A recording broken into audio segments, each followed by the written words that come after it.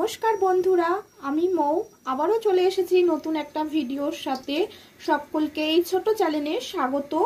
এই যে এই মাছটা কি আমি কিন্তু নাম জানি না বন্ধুরা, আমি কখনো এই মাছটা খাইনি আজ পর্যন্ত। আজ ফার্স্ট টাইম আমি বাজার থেকে কিনে নিয়ে এসেছি।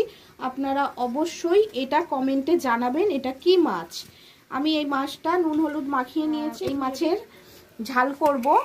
আর এখানে নিয়েছি ধনেপাতা কুচি, 3টে কাঁচা লঙ্কা, আদা রসুনের পেস্ট, পেঁয়াজ কুচি করে নিয়েছি 2 পিস, আর এখানে নিয়েছি একটা টমেটো।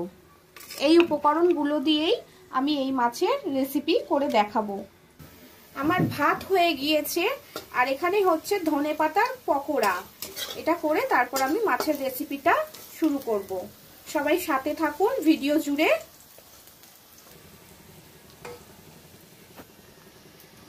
আমি কিন্তু এইভাবে কখনো ধনেপাতার পকোড়া করিনি, আজকে ফার্স্ট টাইম গোটা গোটা ধনেপাতা দিয়ে পকোড়া করেছি। আর কিন্তু আমি বেগুন ভাজাও করেছি, এটা বলতে ভুলে গেছি। এই যে এবার আমি মাছের রেসিপিটা শুরু করছি। মাছগুলো আগে ভেজে নিতে হবে, তেল তো গরমই আছে। মাছগুলো আমি দিয়ে দিচ্ছি। জানি না কেমন হবে মাছগুলো খেতে, তবে ফার্স্ট টাইম আমি এনেছি, দেখি নতুন নতুন জিনিস ট্রাই করতে ভালোই লাগে।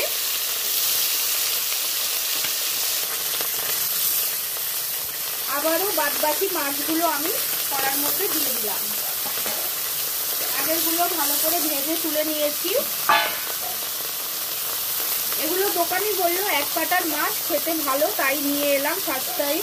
দেখি কেমন লাগে, যদি ভালো লাগে তবে আবারও করব। মাছ ভাজার তেল রয়ে গিয়েছিল, তার মধ্যে আরো একটু তেল অ্যাড করে নিয়েছি। এবার আমি পেঁয়াজ কুচিগুলো দিয়ে দিচ্ছি তেলের মধ্যে।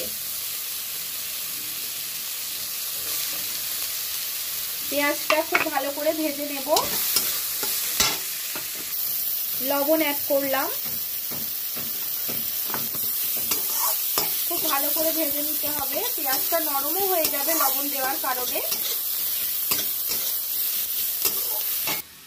এই যে মাছটা আমি লাল করে ভেজে নিয়েছি, পেঁয়াজটা ভাজা হয়ে গেছে। এর মধ্যে আমি টমেটো অ্যাড করে দিচ্ছি। এটা আবারও একটু ভেজে নেব। চিড়ে রাখা কাঁচা লঙ্কাগুলোও দিয়ে দিলাম।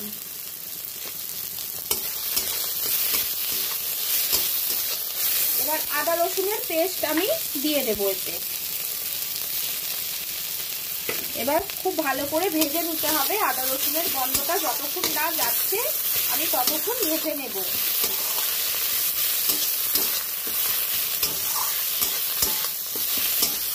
মশলাটা কিন্তু আমার খুব ভালো করে ভাজা হয়ে গিয়েছে, একটা গন্ধ উঠেছে সুন্দর। আমি একটু জল অ্যাড করছি। এবার আমি লঙ্কার গুঁড়ো আর হলুদ অ্যাড করবো, ওই জন্য একটু জল দিয়ে দিলাম।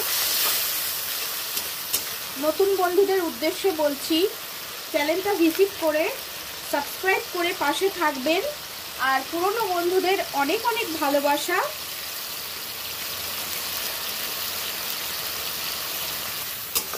এই যে লঙ্কা গুঁড়ো আর হলুদ আমি দিয়ে দিলাম। আপনারা কিন্তু ঝালটা আপনাদের পরিমাণ মতন দেবেন, কে কতটা খেতে পারেন সেই অনুযায়ী।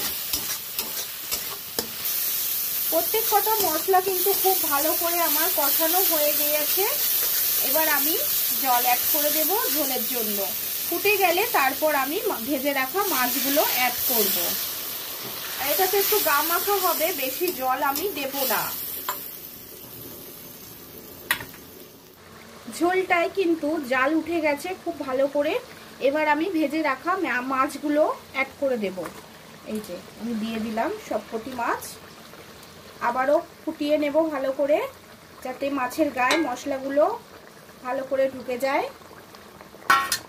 একটা ঢাকা চাপা দিয়ে দিচ্ছি 1 মিনিটের জন্য। আমার কিন্তু সম্পূর্ণ মাছের ঝালটা রেডি হয়ে গেছে। হালকা হাতে একটু নেড়ে দিতে হবে, না হলে মাছগুলো ভেঙে যাবে। এবার আমি একটু ধনেপাতা কুচি এতে অ্যাড করে দিচ্ছি। এটা আমি একটা অন্য পাত্রে সার্ভ করে নিই, তারপর আসছি। এই যে আমি মাছটা এই পাত্রে সার্ভ করে নিয়েছি, আর একটা থালি তৈরি করেছি আপনাদের দেখাচ্ছি। থালিতে রয়েছে ধনেপাতার পকোড়া, বেগুন ভাজা, মাছের ঝাল আর 1 টুকরো লেবু। এটাই আজকে আমাদের দুপুরের মেনু। সকলেই তো আপনারা রান্না করতে পারেন, আমি কিভাবে রান্না করলাম সেটাই আপনাদের সাথে শেয়ার করলাম। সকলে এইভাবে আমার পাশে থাকবেন। আজকের ভিডিওটা এখানেই শেষ করছি।